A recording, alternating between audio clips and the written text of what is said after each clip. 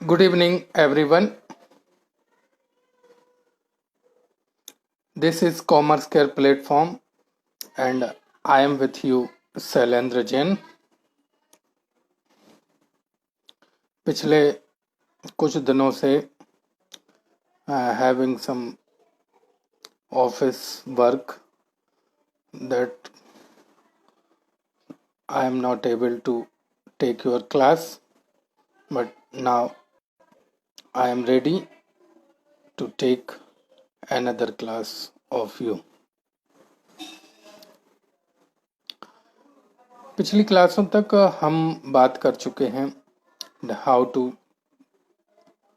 solve numerical questions of rectification of errors. Your next topic for NCERT syllabus is depreciation.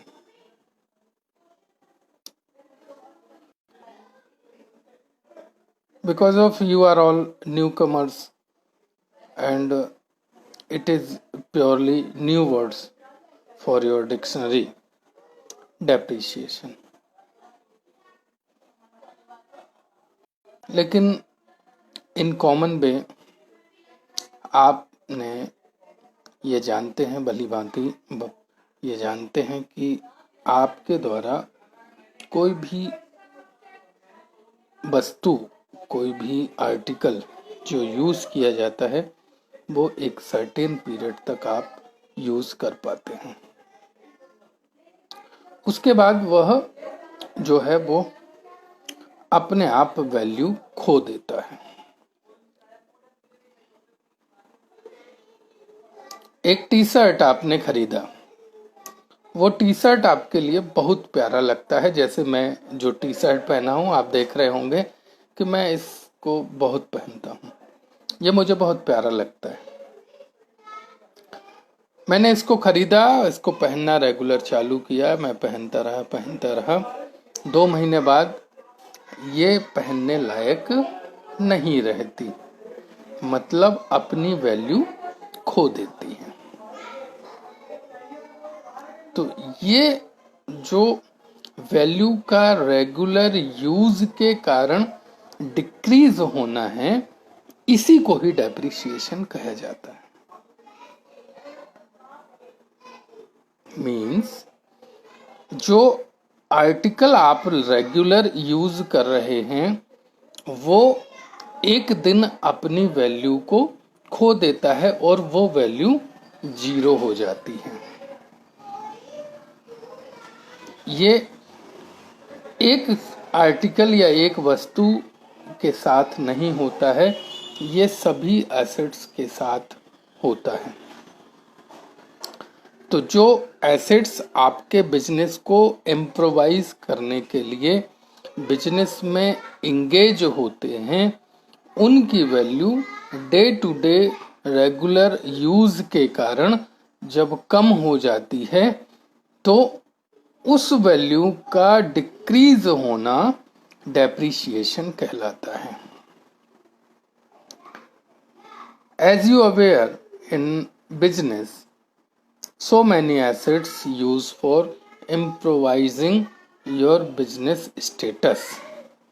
It is must to engage some assets such as furniture, fixtures, fittings, etc. Machinery also. तो इनको जब regular हम use करते रहते हैं तो वह एक समय के बाद अपनी वैल्यू खो देते हैं.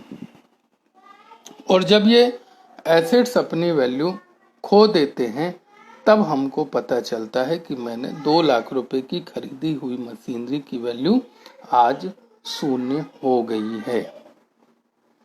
इसीलिए बिजनेस में यह जरूरी होता है कि आपके जो एसेट्स हैं उन एसेट्स पर जो डेप्रिसिएशन लग रहा है, जो value day to day decrease हो रही है, उस डे टू डे डिक्रीज होने वाली वैल्यू का आप कोई प्रोविजन अपने बुक्स ऑफ अकाउंट्स में करें, ताकि आपको उस एसेट्स की वैल्यू 0 होने के समय उसको रिप्लेस करने के लिए अमाउंट इकट्ठा हो जाए।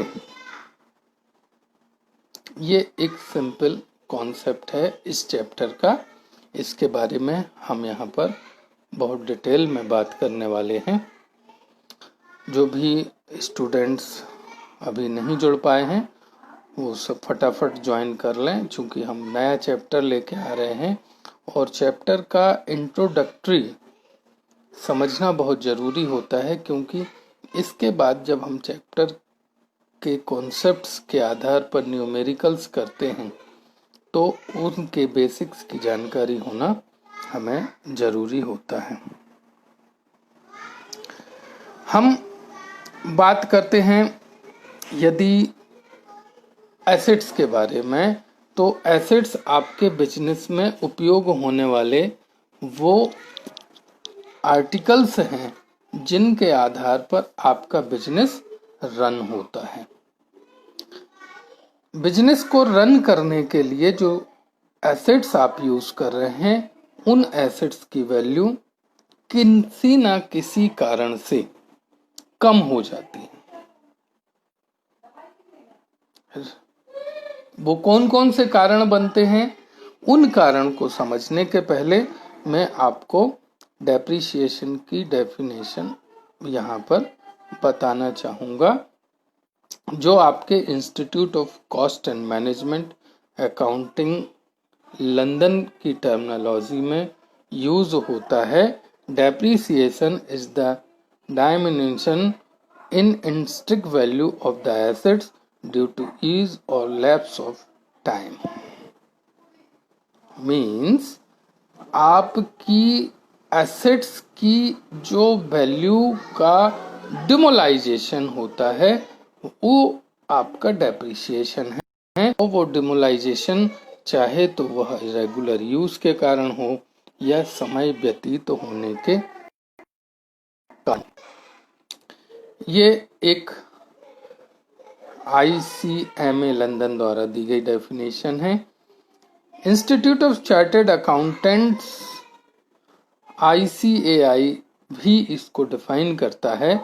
अ measure of the wearing out consumption और other loss of value of depreciable assets arising from use, effluxion of time और obsolescence through technology and market change. जहां ICMA ने केवल एक कारण बताया, ड्यू टू यूज या लैप्स ऑफ टाइम, वहीं ICAI जहां इसको डिफाइन करती है तो वो आपको बताती है कि कंटिन्यू यूज, कंजम्पशन और ऑब्सोलेंस और इन्फ्लेक्शन ऑफ टाइम। तो ऐसे बहुत सारे रीजन्स आपके बनते हैं जिनके कारण आपकी एसेट्स कम होती जाती है। उन एसेट्स की वैल्यू को जब कम हो रहा है तो ये जरूरी है कि उनके लिए आप अपने बुक्स ऑफ अकाउंट्स में भी कोई प्रोविजन करें। तो इसके बारे में सबसे पहले हमको जो बात करनी चाहिए वो है रीजन्स ऑफ डेप्रिसिएशंस की। रीजन्स ऑफ डेप्रिसिएशंस में यदि हम बात करें या काज ऑफ डेप्रिसिएशंस की हम बात करें तो सबसे पहला तो वही जो हमने आपको बताया, regular use of article, regular use of assets. जब हम किसी भी चीज का कंटिन्यू उपयोग करते हैं तो उसको उपयोग करते करते उसकी क्षमता कम होती जाती है। वो जो एफिशिएंसी के साथ जब वह नई होती है हम उसका उपयोग कर पाते हैं, वो एफिशिएंसी उसकी उपयोग करते करते कम हो जाती है। आप एक मोटरसाइकिल परचेस कर लाते हैं। उस मोटरसाइकिल से जब आप ड्राइव कर रहे होते हैं तब आपको जो एफिशिएंसी मिलती है वो एफिशिएंसी 10 साल पुराना मोटरसाइकिल चलाने पर आपको नहीं मिलता। कहने का मतलब ये है कि उसकी वो वैल्यू उस समय नहीं रह जाती है जब जितनी वैल्यू उसकी नई होने पर होती है। फिर पास ऑफ टाइम, ये तो अभी जैसे अपन बात की है रेगुलर यूज से। कुछ चीजें ऐसी होती हैं, कुछ एसेट्स ऐसे होते हैं जिनका हम यूज ना भी करें, जिनका यूज हम ना भी करें, लेकिन यदि समय निकल जाता है तो वो चीजें बेकार हो जाते हैं। आपके फिटिंग्स, घर में हमने बहुत अच्छा फर्नीचर बनवाया था, फर्नीचर लगा है लेकिन हमने उसका कोई यूज नहीं किया, लेकिन एक समय बाद उसकी फर्नीचर्स की कील गिरने लगते हैं, दूसरी चीजें गिरने लगती हैं, सनमाइका निकलने लगता है, तो वो भी समय के साथ साथ आपको इफेक्टिव कर देता है। ऑब्सोलेंस, ये क्या होता है भाई ऑब्सोलेंस? आप कहेंगे सर बहुत बड़े बड़े शब्दों की बात कर रहे हैं, वो बिल्कुल नया है मेरी डिक्शनरी में। ऑब्सोलेंस को इन इजी वर्ड्स आपने सुना होगा, आउट ऑफ डेट। जब मैं छोटा था, अमिताभ बच्चन प्यारे लाल पैंट पहनता था। प्यारे लाल पैंट समझते होंगे ना, पैरेलर पैरेलर पैंट पहनता था, मतलब ऊपर से नीचे तक वो एक सा पजामा स्टाइल में होने वाला पैंट।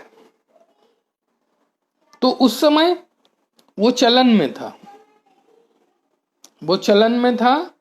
तो उस समय आपके द्वारा जो चीजें, जो पैंट आप पहनते थे वो बड़े वैल्यूएबल होते थे, वैल्यूएबल होते थे। हमने 100 पैंट बनवा के रख लिए, 100 पैंट आज 0 वैल्यू रखते हैं, क्योंकि आज हम पहनते हैं कौन से पैंट पहनते हैं? आज हम जीन्स पहनते हैं, आज हम जो है छोटी मोहरी के पैंट पहनते हैं। तो ये ऑब्सोलेंस है, मतलब हिंदी में इसको कहें तो प्रचलन से बाहर होना। ये काज ऑफ डेप्रिसिएशन हम डिस्कस कर रहे हैं। पहला मैंने आपको बताया रेगुलर यूज, दूसरा बताया आउट ऑफ टाइम, तीसरा बताया ऑब्सोलेंस, चौथा होता है एबनॉर्मल फैक्टर। एक बहुत शानदार बिल्डिंग बनी लेकिन उस बिल्डिंग पर आग लग गई, तो उसकी वो वैल्यू जो आग लगने के पहले थी, क्या आग लगने के बाद वो वैल्यू होगी? नहीं होगी। तो एबनॉर्मल फैक्टर्स में चाहे फ्लड के कारण, चाहे अर्थक्वेक के कारण, चाहे फायर के कारण जो भी आपकी वैल्यू डिक्रीज होती हैं वो सब एबनॉर्मल फैक्टर्स होते हैं। आपके पास कोई कार है, वो कार आपकी बहुत महंगी कार है, ऑडी है, ऑडी कार आप रखे हुए हैं, 50 लाख रुपए की गाड़ी है, ये आपको पता है। लेकिन वो जाके आप उस गाड़ी से इंदौर जा रहे हैं, इंदौर जा रहे थे, भोपाल इंदौर के बीच में वो जाके एक्सीडेंटल हो जाती है। आप उसको रिपेयर करा देते हैं, लेकिन उसके बाद भी उसकी वैल्यू क्या नई कार की वैल्यू के बराबर होगी? नहीं होगी। ट्रांसफर, एक बाइक मुझे बहुत पसंद थी, ZMR। मेरे को आज से 10 साल जब मैं 20 साल पहले जब मैं कॉलेज में पढ़ता था, करिश्मा हीरो होंडा की एक गाड़ी आई थी, वो मुझे बहुत पसंद थी। ठीक है, मैं उसको लेने शोरूम गया। शोरूम से वो बाइक मैंने परचेस भी कर ली। परचेस करने के बाद जब मैं उस पर बैठा, पसंद थी, मैं लिया। जब मैं उस पर बैठा तो मैं उस गाड़ी पे सूट नहीं कर रहा था। मुझे लगा कि मेरी हाइट 6 फीट है तो मुझे बुलेट लेनी चाहिए। तो मेरा मित्र था, उस मित्र से कहा मैंने कि भाई तुम ये गाड़ी ले लो यार।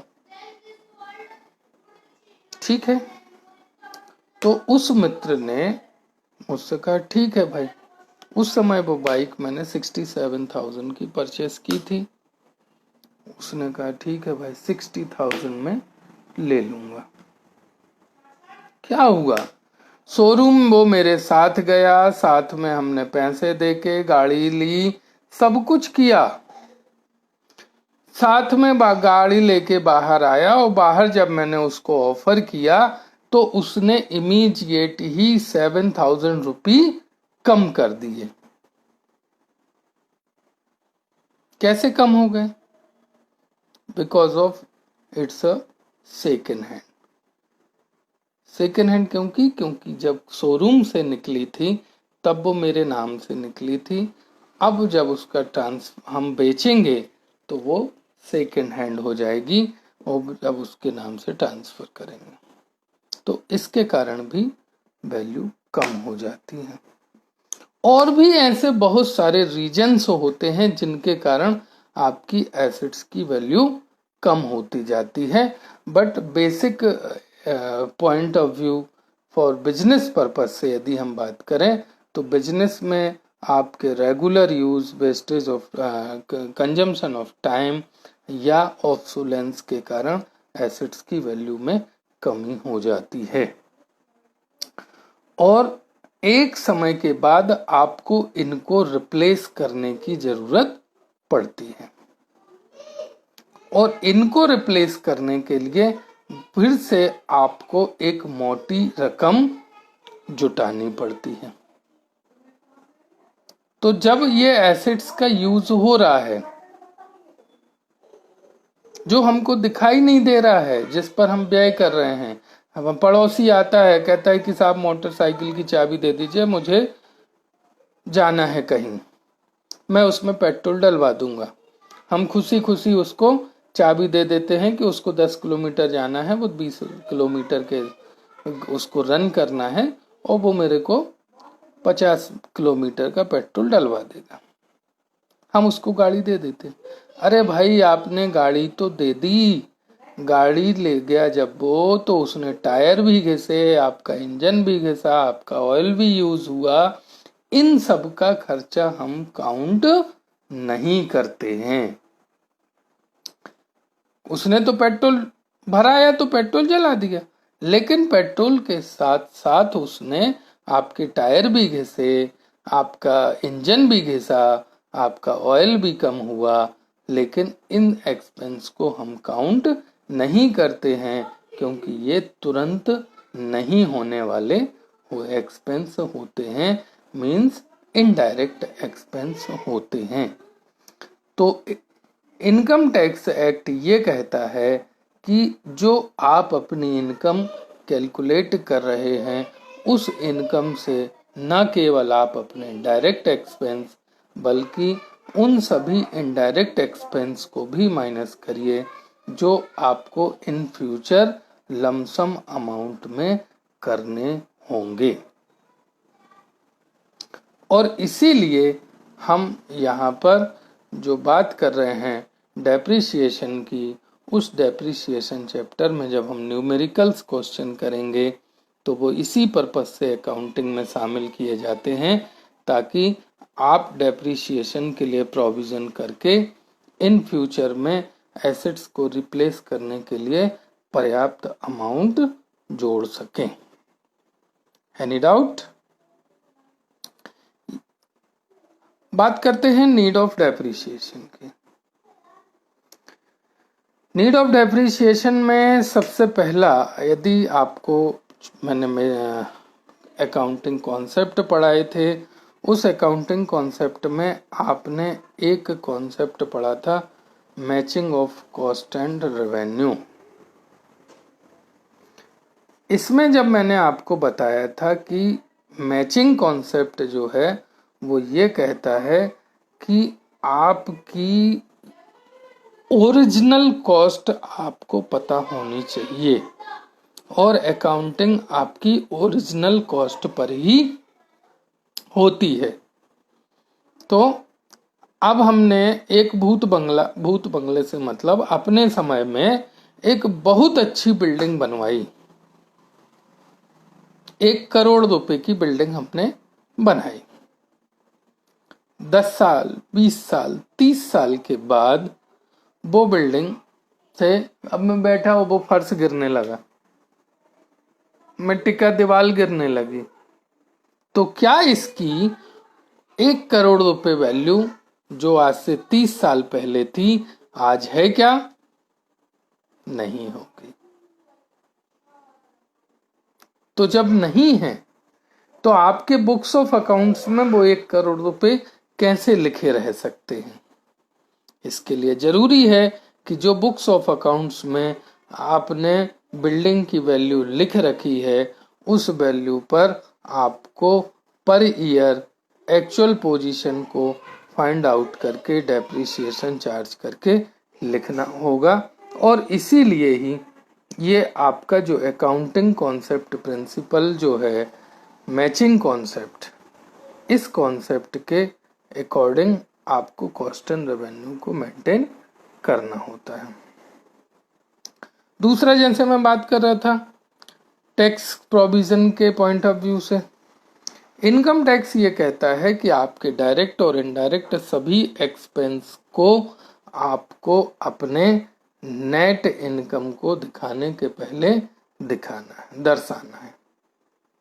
नेट इनकम से ये डायरेक्ट और इनडायरेक्ट एक्सपेंस माइनस होने चाहिए। तो इसीलिए भी हम as per tax rule depreciation का प्रोविजन करते हैं। तीसरी जो महत्वपूर्ण बात होती है, हम अकाउंट्स क्यों तैयार करते हैं? हम अकाउंट्स तैयार करते हैं true and fair financial position को पता करने के लिए। True and fair financial position कैसे पता चलेगी भाई? तो इसके लिए ये आवश्यक है कि आप एक्चुअल वैल्यू को ही अपने बुक्स ऑफ अकाउंट्स में शो करें, तब आपको ट्रू और फेयर वैल्यू मालूम चलेगी। एक खंडहर जो वर्तमान में आपको खंडहर दिख रहा है, जिसको कभी आपने 1 करोड़ रुपए में बनाया था, बुक्स ऑफ अकाउंट्स में 1 करोड़ लिखा है, और जब हम मार्केट में उसको सेल करने के पॉइंट ऑफ व्यू से जाते हैं तो वो कहता भैया 10 लाख रुपए में लेंगे।